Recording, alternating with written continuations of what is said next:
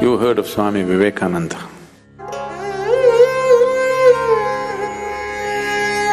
For those of you who do not know, Vivekananda was the first yogi who came to United States of America in 1893, Chicago. And his guru was Ramakrishna. So, Vivekananda was just 18 years of age and he was a fiery youth.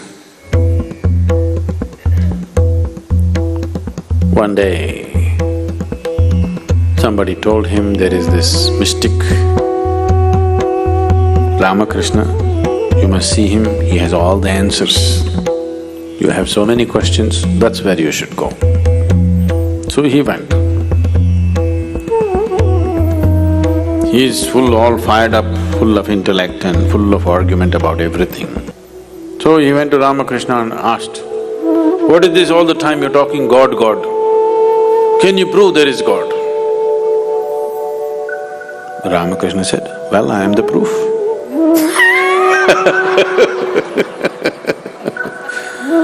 So it just deflated him completely. He was expecting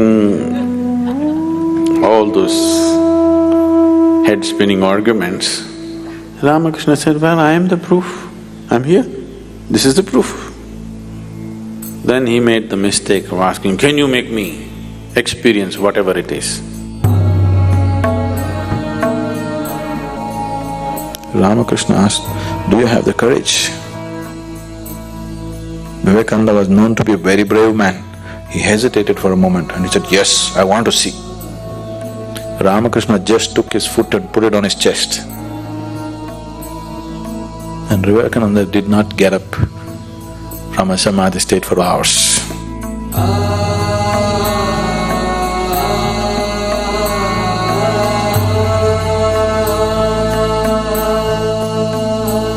And when he came out, all his questions had completely evaporated. After that, he didn't ask a single question. He saw something that he had never imagined in his life. And then the madness caught him.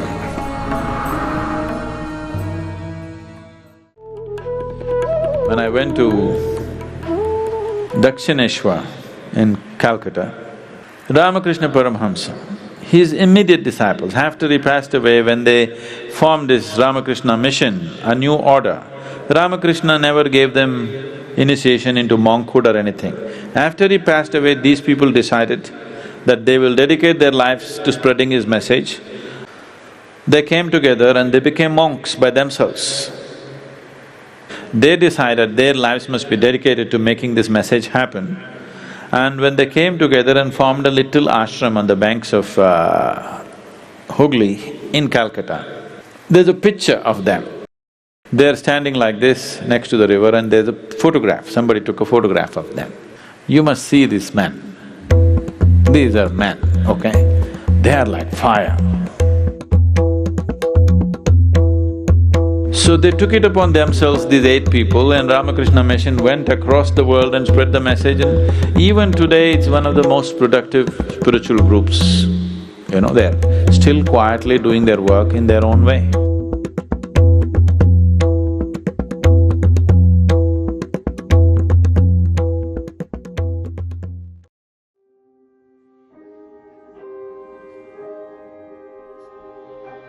Swami Vivekananda was a staunch advocate of Vedanta philosophy, and he was instrumental in spreading the teachings of Vedanta in the West. Here in this talk today, I'm going to share some of his profound teachings which you will find highly useful on your journey of self-realization. Swami Vivekananda talked about the oneness of existence. He emphasized the cardinal concept of Advaita Vedanta, which says that the whole universe is one.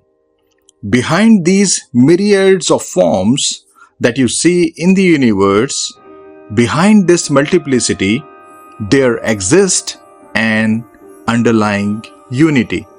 Behind this manifest universe, where you see people and things, mountains and rivers, stars and galaxies, there exists the one divine consciousness which pervades them all, which permeates them all. And you are that consciousness. Swami Vivekananda talked about the divinity of the soul.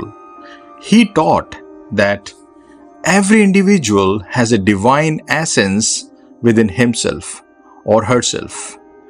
You can give it any name you want. You can call it the Atman, you can call it the self, or you can call it simply consciousness. Name doesn't make any difference. Name is just a pointer. It is like a finger pointing to the moon. The finger is not the moon. Similarly, any name that you use to describe the real you is just a finger pointing to your divine conscious nature. Behind this name is the whole experience. He then stressed that the ultimate goal of human life is nothing but to realize this inherent divinity. The ultimate goal of human life is to recognize this inherent divinity. That is the purpose of your life. That is the primary purpose of your life. All other purposes are just secondary. You want to earn a lot of money? This is secondary purpose. You want to buy a big mansion? This is secondary purpose. A big car? Again, this is secondary. Whatever you want to attain in this world is nothing but the secondary purpose. Your primary purpose of life is to discover your divinity behind this body-mind complex. Your primary purpose is to see that you are beyond all limitations, that you are the boundless infinite being completely apart from this body-mind complex. Keeping this primary purpose always in mind, do achieve whatever you want to achieve in this world. In other words, play as much as you want. Play as long as you want in this world of forms. But always keep in mind your formless divine essence. When you are done playing with forms in this world, come back home to the formless divine you. Swami Vivekananda laid great emphasis on practical Vedanta.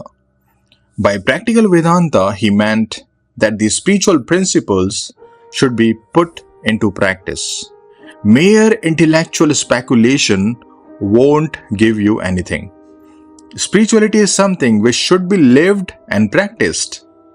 Integrate these spiritual principles in your thoughts, in your words, and in your actions. If you do so, then only real transformation is possible. Then only you will be able to go beyond the bondage of this perishable body. Then only you will be able to go beyond the terrible limitations of your mind. Swami Vivekananda stressed the importance of self-realization, which involves recognition of your divine conscious nature beyond the limitations of this body-mind complex. Without this self-realization, if you leave this world, it would be a great loss for you. Don't leave this world without knowing yourself. Don't leave this world without experiencing your divine infinite nature. This human form is precious, and self-realization is possible only in this human form. So, if you miss this great opportunity of experiencing your immortal, blissful nature, then who knows when you will get this human form again. It's possible you may get lost for many lifetimes before you again start walking the spiritual path. So don't delay your transformation. Don't delay self-realization. Swami Vivekananda said, "Oh, if only you knew yourself. You are souls, you are gods. If ever I feel like blaspheming, it is when I call you man. It is when I call you woman.